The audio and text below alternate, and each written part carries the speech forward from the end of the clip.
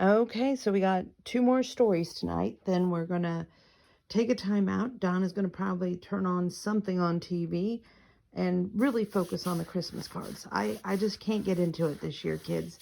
I don't have the tree up yet.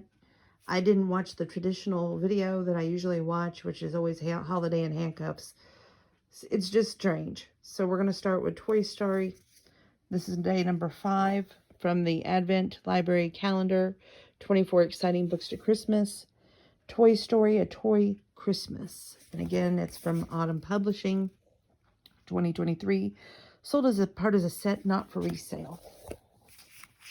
So here we go on our adventure for Toy Story.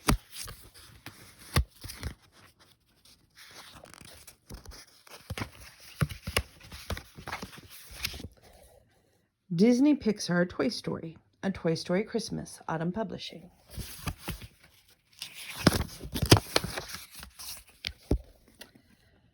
Take that, Andy said in Woody's voice. You're spending Christmas in jail. He put Ham and the piggy bank into a shoebox that with slits cut into the sides.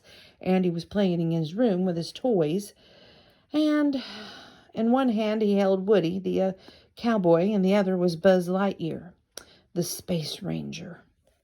You'll be seeing bars for a long, long time, Andy added in Buzz Lightyear's commanding tone.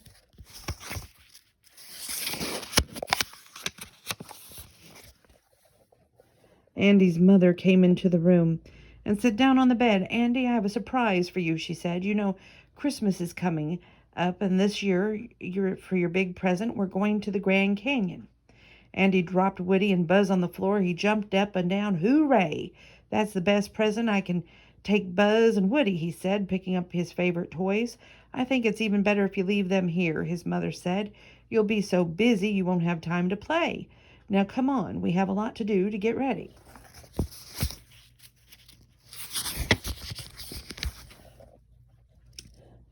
That moment, the door shut behind Andy and his mother, and the toys came to life.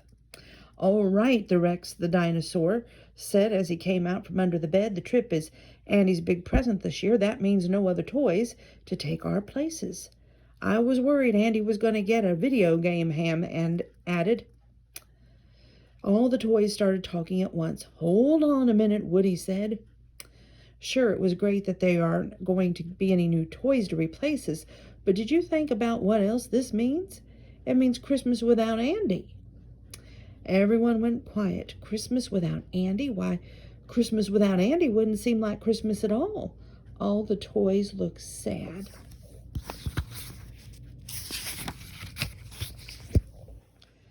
Buzz Lightyear called over to Woody. Andy will be gone, but that doesn't mean we can't have Christmas. We'll just make it a toy Christmas. Woody looked at all the toys around him and forced a smile. Buzz is right, he said. We'll have a great Christmas this year, but deep down, Woody wasn't sure. It was true that they all could have their own Christmas, but without the kid who loved them all, it wouldn't be much fun.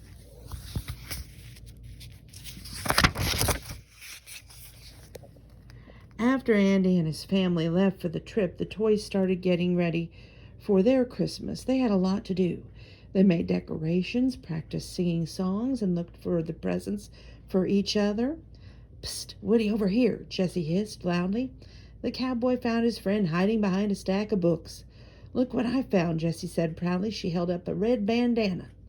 Bullseye has been looking for this red bandana for months, said Woody.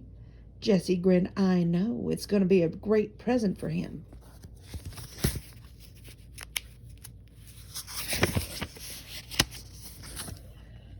Come sing some Christmas carols, Wheezy the Penguin called to Woody. All right, Woody said. He thought maybe the songs would put him in the Christmas spirit. Wheezy grabbed the mic, the tape recorder, and belted out Santa Claus is Coming to Town and Frosty the Snowman. But when Wheezy started crooning Blue Christmas, it made Woody think of how sad he would be without Andy. Catch you later, Wheezy Mike, he said with a tip of his hat. Woody made his way over to the other side of the room.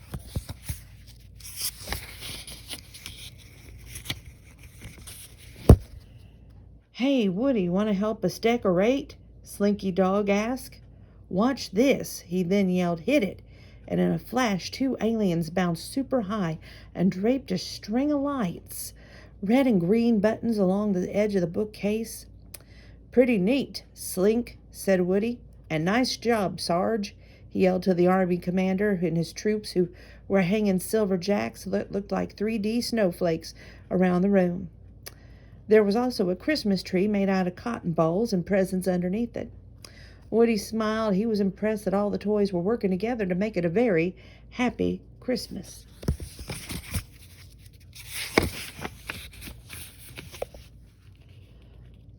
Woody kept track of the days on the calendar in Andy's room. Finally, it was Christmas Eve. Hours passed with secrets and whispers, and before long it was grew dark outdoors. The toys gathered together to celebrate, but Woody held back. He was thinking of Andy. "Hey there, Sheriff," said Buzz. "Why so down? It's a beautiful night out there, and it's Christmas Eve."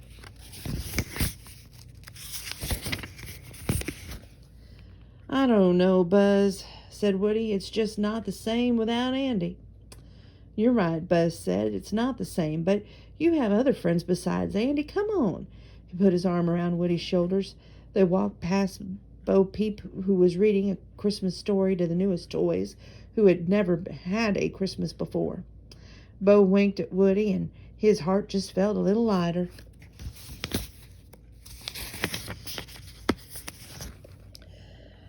Then Buzz led Woody over to the Christmas tree. Etch-a-Sketch stood by the tree, a roaring fire drawn on his screen, and nearby someone had set up a wooden blocks to spell out Merry Christmas. "Get the lights, Sarge," shouted Buzz. The Sarge saluted and then turned out the lights. "Here's a little thing I like to call Christmas magic," Buzz said. He pressed the laser button on his arm, and a beam light shone onto the wall. He pressed the button again and again, and it was so quick that his finger became a blur. He moved the lights around, making a show of dancing snowflakes, sugar plums, and lots of toys, too. Woody's jaw dropped open. "Wow, Buzz, that's really great. I didn't know you could."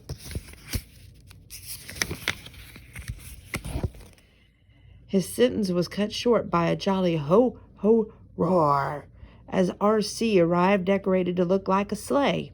Following behind him was Rex with a white cotton beard and a red sock hat. "Sorry about the roar," Rex said, even though no one had been scared. "Sometimes I forget I'm Santa Claus and not a fierce, bone-crushing carnivorous dinosaur." Rex went to the tree and handed out presents to all the toys. Buzz got a Star Command 4-way outer space signal interceptor, Jessie got a dress, and Ham got a quarter. Then Bo Peep pulled Woody over and gave him a kiss on the cheek. He turned as red as Rex's hat. "Oh, shucks, Bo," he said.